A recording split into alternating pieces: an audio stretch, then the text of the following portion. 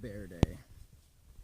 So I was ended up holding setting up camp next to this family, doing like a day hike or an overnight. It was a beautiful spot. Had the wild ponies, and this water was kind of nearby. Nice flat area. And so there's been all these bear warnings, and I was like way outside the range where the warnings were, but we had a bear come in last night. I got a bunch of video of it that I'll put together and post. Like, he gave me a lot of opportunities for video because he was there all effing night. Like, from like 1 in the morning on. I got some good, well, I don't know about good. I did some light writing and like got some Galaxy Core shots, lit up tent, that kind of stuff. And like an hour after I went to sleep, I hear this like crunching, and yeah, so this big adult black bear, about as tall as me actually, about 5'10". I saw it on its hind legs a lot because it was trying to get into my ursack. Didn't get the bag, couldn't get the bag off the tree, couldn't really get through it, but between all his crunching and slobber, he basically turned everything inside into just paste. It looked like, I don't know, like a chewing up mayonnaise packet or something. It's just so much bear slobber. And he's kind of a ballsy guy or girl, because we you know, clacked our trekking poles together and yelled and shouted, and he was just like, well, piss on all of you, I'm gonna keep doing what I'm doing.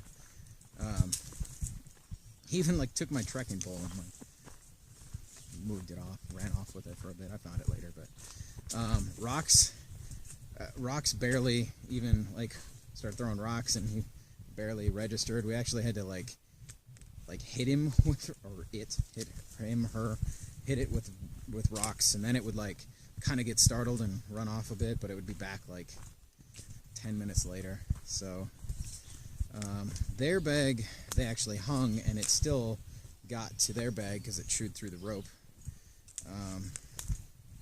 So I guess that's why they're telling everybody to hang their stuff PCT style, which is basically where you don't anchor it to a tree. You just have a line dangling and you use a stick. But their bag got taken, and so we're all out of food. Fortunately, they said that they'd take me over to a resupply place so I can get some more food and get back out on the trail. So I've been following them. They're very, very kind people, but at least I got a ride to get a resupply, so that's really awesome of them, because I had to start begging from other hikers, because the next town's like still 2 or 3 days out.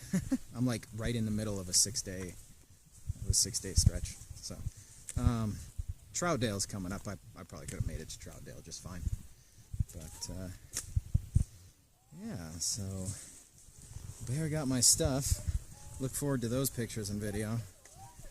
And you know, the other thing, the reason that he was so ballsy, or it was daylight. It was still daylight. Like, come morning, dude was still like I even got out of my tent, like he just stared at me. It's like, no, dude, you gotta go.